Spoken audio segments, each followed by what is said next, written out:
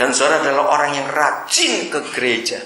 Doa malam datang, doa pagi datang, kakak datang, sebenarnya datang ke waktu. Waduh. Tapi bertahun-tahun mereka nggak pernah tertarik siapa Yesus. Suatu kali saudara tanya ke semua keluarga yang saya pernah nginap, yang saudara kenal. Saya itu dengan para pembantu rumah tangga sangat punya perhatian. Di semua keluarga yang saya pernah nginap, tanya mereka kalau saudara kenal. Maka yang saya urus pertama adalah pembantu mereka. Saya tanya-tanya keluarganya semuanya. Saya akan punya waktu untuk mereka. Kalau saudara kenal seorang hamba Tuhan namanya Tony Rahmat, tanya dia. Suatu hari saudara, saya pulang malam, waktu itu saya masih nginep di rumah mereka di Patal Senayan. Saya lihat sudah jam 11 lewat. Kok masih ada mobil di luar? Berarti masih ada tamu. Ternyata betul. Akhirnya saya ikut nimbrung, ngomong-ngomong dengan tamu itu. Nah, tiba-tiba sopirnya tamu itu masuk, mau kencing. Nah, saya tahu di rumah itu kamar mandi itu lampunya, tombol tekanannya lampu itu, ya, itu kebalik. Jadi saya harus ngantar sopir ini sampai ke kamar mandi dan saya nyalakan lampunya. Saya nggak buat apa-apa, saudara. Saya balik lagi. Itu hari Kamis, saya masih ingat. Hari Minggunya saya khotbah di satu gereja. Bosnya dari supir itu, tamunya Pak Tony itu nemui saya. Pak Daniel ngapain sopir saya? Duh, saya kagak ngapain. Saya betul shock. Ngapain? Loh kenapa? Pak Daniel ngapain? Loh kenapa? Terus saya tanya, sopir yang mana? Sudah. Oh, berarti dia sadar saya kaget, pertanyaannya salah. Habis ngapain? Maksudnya begini, hari ini dia ikut saya ke gereja. Dia mau ketemu Pak Daniel. Oh ya? Maksudnya gimana? Makanya itu saya tanya, Pak Daniel itu bikin apa sama dia? Aduh, saya betul-betul nggak ngerti yang ditanya itu karena saya nggak buat apa-apa. Ngomong aja nggak sempat, saudara. Bahkan saya belum sempat tanya namanya. Pokoknya gini Pak, malam itu pulang dari Pak Tony, sopir saya dijamah Tuhan. Loh, saya lebih kaget lagi. Gini aja dah, dia cerita apa? Dia bilang, siapa orang tadi? Kenapa dia memberi perhatian kepada saya? Saya lebih bingung, perhatian yang mana? Saya lebih ngotot tadi, saya tidak tahu. Saya nggak ngasih duit, nggak ngasih apa-apa. Waktu dia mau kencing, Bapak antar dia, lalu Bapak nyalakan lampunya. Oh ya, itu kan perkara kecil. Tapi buat Bapak perkara kecil, buat dia perkara besar. Karena dengan cara itu dia dihargai sebagai manusia. Wow, saya kaget. Tanggal 9 Mei yang lalu, saya itu kalau ke kota mana saja dan ada tukang becak, saya harus ngurus tukang becak juga. Sebelum saya pindah ke Papua dulu, saudara, jemaat saya itu tukang becak di Surabaya. Bukan ke gereja, tidak. Saya punya antara 6 sampai 7 lokasi kumpulan tukang becak di Surabaya. Saya beri mereka vitamin C, vitamin B itu rutin saya beri mereka tiap hari. Waktu itu vitamin B, vitamin C masih yang kecil-kecil, buatan IPIM itu, saudara, tahun itu ya. Saudara masih ingat itu? Saya beli banyak-banyak. Kenapa? Saya bilang mereka, kalau kamu nggak makan vitamin ini nggak sehat hidup. Dulu belum ada air mineral dalam botol. Mereka itu kalau bawa air minum pasti pakai botol kaca, itu kan berat. Air masak dari istrinya di rumah. Di depan rumah kami di Surabaya, Jalan Museum nomor 38. Saya buka rumah itu. Saya bilang tolong becak, kalau kamu haus jangan pulang ke rumah, masuk ke sini, ambil minum secara bebas. Tim kami di rumah saya selalu beri instruksi, pokoknya tiap hari masak harus lebih, karena pasti ada orang lapar datang untuk makan. Khususnya tukang becak itu, saya bilang pada mereka, kalau kamu nggak dapat uang cukup hari ini, jangan pulang ke rumah untuk makan dan jangan beli makanan, simpan uang makan di rumah. Saya nggak pernah ngomong agama. Kalau mereka punya masalah anak, masalah keluarga yang dipanggil kami, Waktu itu saya 13 orang itu hamba Tuhan semua di rumah itu tinggal.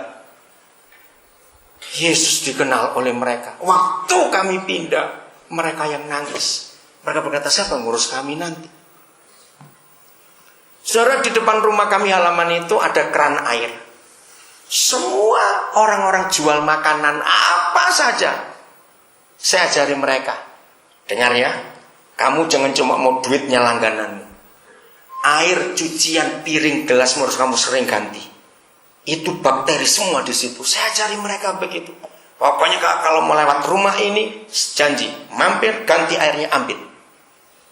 Kalau kamu capek, panas, tukang becak juga. Ruang tamu kami luas. Tidurlah, istirahatlah. Ini rumahmu, bebas. Saudara, sampai di daerah itu, saudara, kalau ada orang tanya rumah kami, nggak ada yang kesasar. Tukang becak, oh rumah nggak pernah dikunci ya, rumah nggak pernah dikunci, itu julukan rumah kami. Memang nggak pernah dikunci. Tengah malam ada tamu datang, orang naik kapal semua masuklah. Mereka tahu tempat nginapnya di mana. Saya ajari mereka tinggal di situ, merhatikan orang-orang itu. Suatu hari tukang sayur, itu menarik sekali kalau saya cerita. Waktu itu saya agak lama di Surabaya. Terus saya tanya, ini pembantu saya itu namanya Ana. Itu waktu saya pertama begitu masih pakai jilbab, saudara. Waktu puasa dia puasa. Nah, waktu bulan puasa dia lagi sholat taraweh, dia dijumpai Tuhan. Saya nggak ngomong apa-apa. Sekarang dia pelayanannya luar biasa. Saya nggak jadi pembantu lagi, dia jadi tim kami sekarang. Hebat, sudah punya cucu malah. Ikut saya dari anak cuma 1 sampai anak 3 punya cucu. Saya ngurus semuanya. Saudara, nah saya tanya, kok nggak ada tempe itu? Karena saya suka tempe. Dia nggak lewat sudah 4 hari. Oh mungkin sakit. Tolongnya besok kalau temannya lewat, tanya alamatnya di mana. Karena saya agak lama di Surabaya, saya dapat alamat, saya langsung cari taksi. Oh ya, ini contoh kecil lagi, saudara. Saya adalah satu-satunya pendeta mungkin di Indonesia yang sekelas saya, maaf kata sekelas ini, saudara ya, yang nggak pernah punya mobil sendiri. Sampai hari ini kami itu nggak pernah punya mobil. Saya itu sering naik taksi, naik bis, naik angkot, itu paling suka. Kenapa saya nggak pernah punya mobil? Maka itu nanti ingat ya, kalau ke surga, kalau ketemu ya, ingetin saya. Saya akan kenalkan suara banyak sopir taksi yang saya bawa pulang ke surga. Sampai hari ini saya nggak pernah pengen beli mobil, walaupun saya bisa beli mobil, maaf. Sebab saya ingin jadi berkat untuk sopir-sopir itu juga. Oke? Akhirnya saya datang, seorang ngajak sopir taksi. Begitu saya datang ke tukang sayur itu, dia lagi baring. Dia kaget lihat saya datang. Duh, kenapa Bapak kesini? Dia bilang, Bapak itu kan orang Cina. Urusannya apa? Dia ngomong, lah kenapa kalau saya Cina? Enggak, maksudnya kok Bapak mau ngurusin saya? Dengar kata-kata itu, saudara. Kenapa kamu? Saya bilang, aku kangen ambil tempemu. Saya ini pakai bahasa Surabaya. Saya kangen tempemu. Kenapa kamu? Ya ini, sambil tidur, dia tunjukkan kaki kanannya, ujungnya itu bengkak. Kalau saya lihat secara mata jasmani, mata biasa, oh ini infeksi dalam. Ya udah, ayo kita sekarang ke dokter. Saya bilang begitu. Begitu dengar kata dokter, dia langsung duduk kaget. Uang dari mana? Ya saya tahu kamu gak punya uang, seberapa hari gak kerja. Ya saya bayar, saya bilang begitu. Cepat kamu beresin. Saya panggil istrinya, siapkan. Saya keluar dulu. Sopir taksi saya bawa masuk. Bukan mobilnya, sopirnya, karena itu di gang kecil, motor aja gak bisa masuk. Akhirnya saya dengan sopir taksi bopong dia, kakinya diangkat gitu, masuk ke taksi. Saya punya kenalan dokter di Surabaya, saya bawa. Akhirnya bedah kecil, selesai semuanya. Saya ambilkan obat di apotek, antibiotik. Saya bilang, awas, harus minum sampai habis, nggak boleh telat. Kalau ini sudah selesai dan masih sakit, suruh anakmu datang ke rumah, nanti saya tebus lagi obat itu. Saudara, berapa waktu kemudian sudah sembuh, sudah jualan lagi. Dia datang suami istri ke rumah, anaknya 3, tapi anaknya nggak diajak. Ngomong panjang lebar. Pikiran saya ini orang sibuk, kalau ngomong poinnya apa. Nah, ternyata walaupun sependeta-pendetanya saya, ini masih punya pikiran jahat. Jangan-jangan mau ngutang ini orang. Kok ngomongnya muter-muter begitu? Itu pikiran wajar bukan? Nah, kan pikiran orang Tionghoa kan begitu. Ini musuh begitu pasti. Mau ngapain ini? Karena nggak jelas semua apa? Dan saudara adalah orang yang rajin ke gereja. Doa malam datang, doa pagi datang, kakak datang, sebenarnya datang ke Waduh,